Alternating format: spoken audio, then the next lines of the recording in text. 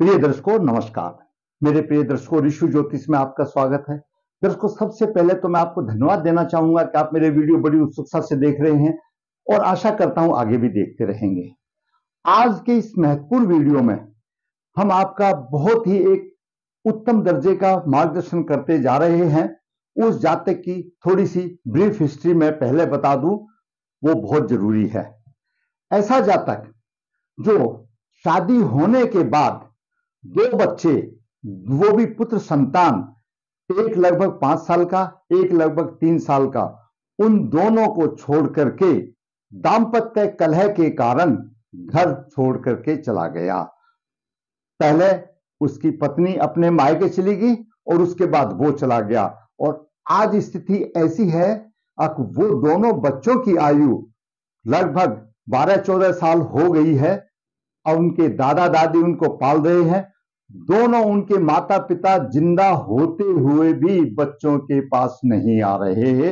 एक किस्म से इस तरह का तलाक योग समझो या कुछ भी समझो, यह स्थिति ऐसी क्यों बनी, उस ग्रहों का आकलन करने के लिए, आपका मार्गदर्शन करने के लिए हम विचार करेंगे। दर्शकों, कुंडली कोई भी हो, कुंडली कोई भी हो, लगन आपका कोई भी हो, सबसे पहले कुंडली में अशुभ योगों की कोई गिनती नहीं है, लेकिन आज जो कुंडली में अशुभ योग मिले हैं उनके हम विचार करेंगे। यह लगन का भाव है, यह सप्तम भाव है। लगन समझो आप स्वयं हो, जिसकी कुंडली है वह लगन लगने से उसका प्रतिनिधि करते हैं। सप्तम भाव जीवन साथी का प्रतिनिधि करता है। सप्तम भाव जीवन साथी से और भी कई हैं, लेकिन यहां मूल रूप से हम हस्बैंड वाइफ, पति पत्नी के बारे में सोच रहे हैं। तो यह सप्तम भाव है, जीवन साथी का भाव है, ये लगन भाव है, ये आपका खुद का भाव है। इन दोनों के स्वामी परस्पर एक दूसरे से दूसरे बार में हो। जैसे मान लिया लगन यहां पर हो, सप्तमेश यहां पर हो, और सप्तमेश या यहां पर हो, लग्नेश यहां पर हो, तो एक दूसरे से दूसरे बार में हो गया। जैसे लग्नेश से दूसरे स्थान पर सप्तमेश आ गया। अगर सप्तमेश यहां है, लग्नेश यहां है, तो लग्नेश से दूसरे स्थान पर सप्तमेश आ गया। तो लग्नेश और सप्तमेश किसी भी भाव में हो, एक दूसरे से परस्पर दूसरे बार में हो, दाम्पत्य कलह का योग बनता है और ग्रहों की उसमें सहायता मिल जाने से तलाक की स्थिति बन जाती है। दूसरा, यही योग जब लग्नेश और सप्तमेश परस्पर छठे आठवें भाव में होंगे। जैसे उदाहरण के तौर पर सुन लो, लग्नेश यहां पर है, 1 2 3 4 5 6 7, आठवें स्थान पर सप्तमेश है। तो लग्नेश और सप्तमेश की परस्पर आठवें स्थान छठे स्थान पर हो, कोई भी हो सकता है। लग्नेश यहां हो सकता है, सप्तमेश यहां हो सकता है। यहां से देखो 1 2 3 4 5 6, तो ये छठे आठवें स्थान पर भी अगर लग्नेश सप्तमेश की स्थिति होगी तो तलाक का कारण बनता है और कुछ अन्य उसमें बन जाते हैं। यहीं पर मैं इसका एक निवारण भी साथ साथ बता दूं। जो लग्नेश और सप्तमेश परस्पर दूसरे बार में हो और छठे आठवें हो, अगर कुंडली का मिलान करते समय दोनों के ग्रह मैत्री में 5 पॉइंट आते हैं, मतलब ग्रह मैत्री में 5 आते हैं, तो इसका परिहार अपने आप हो जाता है। नहीं तो अशुभ दिनों का देखना पड़ता है। तलाक संबंधी या अलगाव संबंधी कुछ भी हो सकता है, मधुरता की कमी आ जाती है। दूसरा, चंद्रमा और शुक्र दोनों दशम भाव में हो, कुंडली कोई भी हो, चंद्रमा और शुक्र की युति द्वादश भाव में, दूसरे भाव में हो, ऐसा जातक घर छोड़ करके दूर चला जाता है, परिवार छोड़ करके दूर चला जाता है। तो चंद्रमा शुक्र की द्वादश भाव में स्थिति हो। अगला योग सूर्य मंगल बुध, सूर्य मंगल बुध कहीं पर भी हो, किसी भी स्थान पर हो। मैंने यहां पर बताया है क्योंकि संबंधित कुंडली में एकादश भाव में उसका धर्म के विरुद्ध अनुचित कार्य करना, घर से बाहर दूर, कंजूसी, दयाहीन और अर्जित धन को नष्ट करने वाला दुखी होता है। ऐसा व्यक्ति बिना सोचे समझे साहस करके उल्टे पुल्टे काम कर बैठता है। ये दोनों योग, चंद्रमा शुक्र की युति, सूर्य मंगल बुध, ये दोनों योग हमारे वराहमरी ग्रंथ, वराहमरी जो ऋषि मुनि हुए हैं उनके होरासार अध्याय 23 में विदित है, तो ये बहुत ही इंपॉर्टेंट है। और हमने इन योगों को प्रैक्टिकल रूप में, अनुभव के रूप में उतारा है। लग्नेश सप्तमेश परस्पर दूसरे 12वें या छठे 8वें दांपत्य कलह, यह साधारण ज्योतिष शास्त्र का नियम है। और ये दोनों वराहमरी जी के जो ग्रंथ होरासार है उसके अध्याय 23 में दर्जित है, और हमने इनका प्रभाव व्यक्तिगत रूप से देखा है। अभी बात करते हैं जातक की कुंडली पर। जातक का जन्म 25 नवंबर 1976 को हुआ, शुक्ल पक्ष 5 गुरुवार, नक्षत्र उत्तराषाढ़, चरण 1 में हुआ। विषय है दांपत्य कलह, घर और कुटुंब का त्याग, जीवन में संघर्ष, सुख की आशा नहीं। जन्म के समय पर मकर लगन 14 डिग्री लेकर के उदय हुआ। चतुर्थ भाव में केतु 8 डिग्री लेकर के विराजमान है, और पंचम भाव में वृश्चिक राशि में गुरु 1 डिग्री 39 मिनट लेकर के विराजमान है। शनि लग्नेश कर्क राशि में सप्तम भाव में है। सप्तम भाव जीवन साथी का भाव है। दसम भाव में राहु 8 डिग्री लेकर विराजमान है। एकादश भाव में वृश्चिक राशि में मंगल 9 डिग्री लेकर विराजमान है, सूर्य 9 34 और बुध 19 33 विराजमान है। मंगल अस्त है, बुध बलवान अवस्था में अस्त है, 19 डिग्री लेकर के 31 भाव में है। द्वादश भाव में धनु राशि में चंद्रमा 29 डिग्री लेकर विराजमान है, वहीं पर शुक्र 19 डिग्री लेकर के विराजमान है। दर्शकों, मकर लगन के स्वामी शनि है। इनका व्यक्तित्व रहस्यमय होता है, इनका कोई कार्य निश्चित नहीं होता है।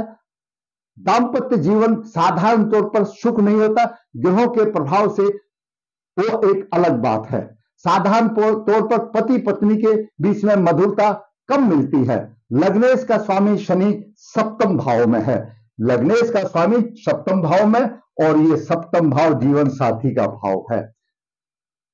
शास्त्र के अनुसार अच्छी पत्नी मिलती है जब लग्नेश सप्तम भाव में होता है, अच्छी पत्नी मिलती है, परंतु योग की स्थिति क्या बनती है उसके ऊपर निर्भर करता है। आकर्षक प्रभावशाली तो होगा, सप्तम दृष्टि से देख रहा है, परंतु चतुर्थ भाव को भी देख रहा है। यहां पर शनि, हम मुख्य बिंदुओं पर जाते हैं। चतुर्थ भाव को शनि दसम दृष्टि से नीच राशि में देख रहा है, चतुर्थ भाव की हानि हो रही है। चतुर्थ भाव माता का भाव है, जन्म का स्थान है, घर का भाव है, कुटुंब, तो माता के सुख में हानि हो रही है। अब बात करते हैं चंद्रमा की, सूर्य की। सूर्य अष्टम भाव का स्वामी है और एकादश भाव में है। एकादश भाव में शत्रु की राशि को देख रहा है। संतान के सुख में रुकावट आएगी, संतान सुख में कमी होगी, पिता को कष्ट होगा, धन की हानि होगी, और चाचा बुआ आदि माता आदि इन सब के लिए हानिप्रद योग बन रहा है, क्योंकि सूर्य पंचम भाव को देख रहा है। संतान सुख में हानि आएगी। चंद्रमा सप्तम भाव का स्वामी है, सप्तमेश द्वादश भाव में है। स्त्री सुख की कमी आ गई, द्वादश भाव में चंद्रमा आ गया। अब बात करते हैं मंगल की। मंगल चतुर्थ भाव का स्वामी है और एकादश भाव का स्वामी है। चतुर्थ भाव का स्वामी अस्त हो गया, 9 डिग्री लेकर के अस्त है, सूर्य के साथ है, तो चतुर्थ भाव के शुभों की प्रभाव की हानि हो गई। शनि ने चतुर्थ भाव की हानि कर दी, मंगल कुछ नहीं कर पा रहा। चतुर्थ भाव माता का भाव है, मकान का भाव है, और जन्म स्थान है चतुर्थ भाव, यानी उसकी हानि हो गई, माता के सुख की हानि होगी, सूर्य से पिता के सुख की हानि होगी। अब बात करते हैं बुध की। बुध छठे भाव का स्वामी है, नवम भाव का स्वामी है। नवम भाव पिता का भाव है, दसम भाव पिता के सुख का भाव है, और सूर्य पिता का कारक है। सूर्य अशुभ स्थान पर चला गया, नवम भाव का स्वामी बुध अस्त हो गया। पिता के सुख में भी कमी नहीं, उसको पिता से भी कोई मोह नहीं मिला। यहां पर बुध शुक्र मंगल तीनों हैं। जब तीनों की युति बनती है तो हमारे वराहमणि जी ने बताया है कि बुध सूर्य मंगल बुध कहीं पर बनेंगे तो ऐसा जातक धर्म के विरुद्ध होगा, अनुचित कार्य करेगा, घर से बाहर दूर, कंजूस, दयाहीन होगा और अर्जित धन को नष्ट करता है और दुखी रहता है। ऐसा व्यक्ति बिना सोचे समझे साहस कर अशुभ कार्य कर बैठता है। अध्याय 23 में वर्णन है। अब बात करते हैं गुरु की। गुरु तृतीय भाव का स्वामी है, द्वादश भाव का स्वामी, मकर लगन के लिए अकारक है। वैसे भी गुरु 1 डिग्री 39 मिनट के कोई प्रभाव नहीं मान करके चलो आगे बढ़ते हैं शुक्र की। शुक्र पंचम भाव का स्वामी है और दसम भाव का स्वामी है। मकर लगन के लिए शुक्र बहुत ही योग कारक है और स्त्री हो या पुरुष हो, शुक्र जो है मैं हमेशा वीडियो में बताता हूं दाम्पत्य सुख का दाता है। शुक्र लक्ष्मी है, शुक्र माता है, शुक्र बहन है, शुक्र स्त्री है। तो जिसका शुक्र अच्छा है उसका सब कुछ अच्छा। लेकिन द्वादश भाव में चंद्रमा और शुक्र की युति बन गई। पंचम भाव स्नान का भाव है, दसम भाव व्यवसाय का भाव है, पिता के सुख का भाव है, द्वादश भाव में चला गया। और जब चंद्रमा शुक्र की युति द्वादश भाव में बनती है तो घर से बाहर कहीं भी दूर चला जाता है, मतलब घर की हानि हो गई। अब बात करते हैं राहु की। राहु दसम भाव में है, पिता के सुख की हानि कर रहा है। पंचम दृष्टि से धन भाव को, द्वितीय भाव को देख रहा है, कुटुंब की हानि कर रहा है। राहु ने कुटुंब की भी हानि कर दिया, राहु ने चतुर्थ भाव की भी हानि कर दिया और शनि ने भी चतुर्थ भाव की हानि कर दिया। यानी चतुर्थ भाव की भी हानि हो गई और कुटुंब की भी हानि हो गई। दूसरा, दर्शकों, लग्न सप्तम भाव में है और सप्तमेश द्वादश भाव में 1 2 3 4 5 6 सप्तमेश और लग्नेश का छठे अष्टम प्रयोग है, छठे 8वें स्थान पर है, दाम्पत्य कलह का कारण बना। यह दाम्पत्य कलह दोनों का शनि से और चंद्रमा से बना। तो चंद्रमा सप्तमेश है, सप्तम भाव का स्वामी है। चंद्रमा रिप्रेजेंट करता है जीवन साथी को, उसकी स्त्री को, और शनि खुद का प्रतिनिधि है। दोनों एक दूसरे से छठे 8वें स्थान पर है। 1 2 3 4 5 6 7 8 चंद्रमा से अष्टम शनि है और शनि से छठे भाव पर चंद्रमा है। और वैसे ही शनि से अष्टम तो ग्रहों की पंचायत में अशुभ माना जाता है। दर्शकों, चंद्रमा शुक्र की युति द्वादश भाव में मैंने बता दिया घर से बाहर निकल जाएगा। सूर्य मंगल बुध धर्म विरुद्ध अनुचित कार्य करेगा, घर से बाहर दूर चला जाएगा, कंजूस होगा, दयाहीन होगा और धन को नष्ट करने वाला होगा। ऐसा व्यक्ति बिना सोचे समझे दुस्साहस करके अशुभ काम कर बैठता है। ये वराहमणि जी के ग्रंथ होरा शास्त्र अध्याय 23 में लिखा है और हमने प्रैक्टिकली रूप में इनका अनुभव किया है। लग्न सप्तमेश परस्पर दूसरे 12वें हैं, तलाक की स्थिति योनि। जातक के 2 पुत्र हैं, एक का जन्म 14 जून 2009 में हुआ और दूसरे का जन्म 9 मई 2011 में हुआ। दर्शकों, जब शादी होती है बड़े चाव से हम लोग घर बसाते हैं और छोट-मोट जब झगड़े होते हैं तो ऐसा माना जाता है कि भगवान ने पुत्र संतान दे दी, एक दे दी। कुछ दिन के बाद 2009 में एक दी, 2011 में दूसरी संतान दे दी। तो हमारा पत्नी का चाहे कोई भी हो, उनका मोह बढ़ जाता है संतान की तरफ और संतान की तरफ ज्यादा मोह माया बढ़ जाती है और तभी संतान का लालन पालन होता है, वैसे नहीं होता। लेकिन मैंने अनुभव किया है, ये तो बचपन ही थे, बचपन में ही ऐसी घटना घट गई। मैं तो युवा अवस्था में भी देखा है, जब समय आएगा तो वो भी युवा अवस्था की कुंडली बताएंगे। तो ग्रह की जब चाल आती है तो किसी को नहीं छोड़ते, अपना प्रभाव दिखाते हैं। जातक की राहु की महादशा 2-10-98 से 2-10-16 तक चली, स्वाति नक्षत्र में अच्छी दशा है। चंद्रमा की अंतरदशा 15-3-14 से 14-9-15 तक उत्तराषाढ़ नक्षत्र में चंद्रमा आई। चंद्रमा की अंतरदशा में चंद्रमा की अंतरदशा में जब ये बड़ा लड़का उसका 5 साल का हुआ 2009 में, 5 साल के आसपास हुआ, पति पत्नी का चंद्रमा की अंतरदशा में, राहु की दशा में, चंद्रमा की अंतरदशा में पति पत्नी का दाम्पत्य कलह हुआ। थोड़ी सी चिंगारी जागी घर में और पत्नी अपने मायके चली गई। झगड़ा हुआ, अहंकारी हो गए। उसके बाद घर में कहा सुनी तो होती है, सभी की होती है। जातक भी घर छोड़ के चला गया। उस अवस्था में यानी आज से लगभग 9 साल पहले जातक भी घर छोड़ के चला गया। आज की तारीख में भी जातक की पत्नी अपनी मां के पास है और जातक बाहर ऐसे जैसा आपने देखा ना, गांव देहात में छोटी मोटी नौकरी किया, किसी बड़े जमींदार के पास लग गया, कुछ मेहनत मजदूरी की, 200-400 रुपए कमाया, दाल रोटी खाई, अपने वहीं पर ही है, जिंदा है, जिंदा है, पत्नी भी जिंदा है, पति भी जिंदा है और दोनों बच्चे दादा दादी के पास है। ये स्थिति जातक की हुई, क्यों हुई? ग्रह योग के कारण, दाम्पत्य कलह के कारण। भगवान ने इनको ठीक नहीं करना था, कर्म का फल इनको देना था। जिसका कर्म का फल पूरा हो जाता है और भगवान उनकी कुछ राह सुधारने जाते हैं तो कोई ना कोई बीच में बंद करके ऐसा रास्ता निकल जाता है, अब उनकी राह आसान हो जाती है। कोई उनका रास्ता दिखाने की बात नहीं हुई। अगर इनका दोष निवारण होता तो शायद बच्चे वो आज अनाथ नहीं होते। उनकी भी अगर कुंडली का हम विवरण करेंगे तो आगे चल के मैं बताऊंगा ये उसके बच्चे हैं, उनमें भी ऐसा योग मिलेगा तो माता पिता का सुख नहीं होगा। तो ऐसी स्थिति रही। जातक की कुंडली में काल शब्दोष केंद्र में है, काल शब्दोष केंद्र में है, संगपाल नामक काल शब्दोष भी है, माता भूमि इस काल से वंचित हो गया, ये सारी चीजें समझ आई। घर छोड़ दिया, घर से हानि, कुटुंब से हानि और कहीं चला गया और दाम्पत्य कलह के कारण जड़ हुई दाम्पत्य कलह, क्योंकि सप्तमेश और लग्नेश दोनों 6-8वें स्थान पर है।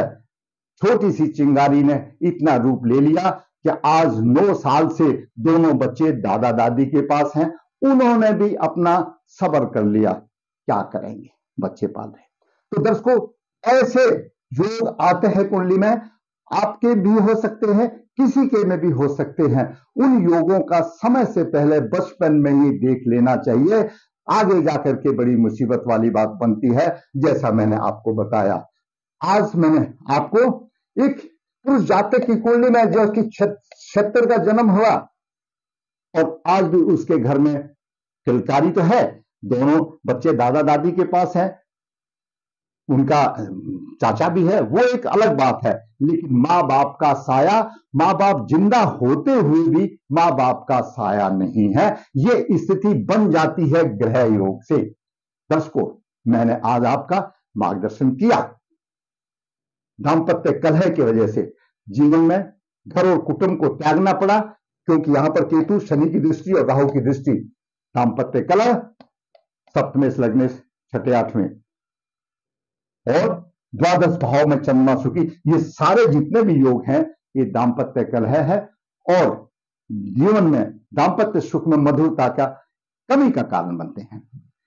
मैंने शास्त्रों के अनुसार, शास्त्र का रेफरेंस देते हुए और अपना अनुभव के अनुसार मैंने आपको इस कुंडली में आपका मार्गदर्शन किया। दाम्पत्य कलह का क्या कारण हो सकता है, कहां तक कलह जा सकती है, मैं समझता हूं। अगर आपको मेरा वीडियो अच्छा लगा तो मैं फिर कहूंगा कि आप वीडियो को लाइक करें। जिसने मेरा चैनल सब्सक्राइब किया, सब्सक्राइब करें, ताकि मैं इसी प्रकार से वास्तु कुंडलियां बना करके आपका मार्गदर्शन करता रहूं। आंख मीच करके अगर सोते रहे, बैठे रहे तो ऐसी स्थिति आ सकती है, किसी के साथ भी आ सकती है। दर्शकों, मैं हमेशा बताता हूं कि ऋषि ज्योतिष ऐसा पेड़ है जहां पर कुंडली का विश्लेषण कर दिया जाता है, 30-35 पेज लिख करके निचोड़ कर दिया जाता है। ऋषि ज्योतिष में हाथ से पत्रिका लिखी जाती है। ऋषि ज्योतिष नर्मदा जी के तट के नजदीक है, नवदेहात, यहाँ पर काल सर्पदोष, पितृदोष की पूजाएं कराई जाती हैं। ऋषि ज्योतिष अभिभावक के लिए, कन्या के लिए गुण मिलान बिना किसी शुल्क के वर्कशॉप करके रहा आसान करता है, जरूरत है उसको फायदा उठाने की। इस कुंडली में अगर पितृदोष निकाला होता और विवाह से पहले लड़के का अर्क विवाह किया होता तो शायद ऐसी नौबत ना आती। तो आप भी अपने दोस्तों को देखिए, बच्चों को देखिए, ऐसे अशुभ लोग किसी के भी हो सकते हैं, इसमें कोई बड़ी बात नहीं। मैंने आज आपका मार्गदर्शन किया। फिर कहूंगा कि आप मेरा वीडियो अच्छा लगा है आपको तो आप लाइक करें, शेयर करें। जिसने चैनल सब्सक्राइब नहीं, सब्सक्राइब करें, ताकि मेरा भी मनोबल ऊंचा हो और मैं आपका इसी तरह से मार्गदर्शन करता रहूं। धन्यवाद।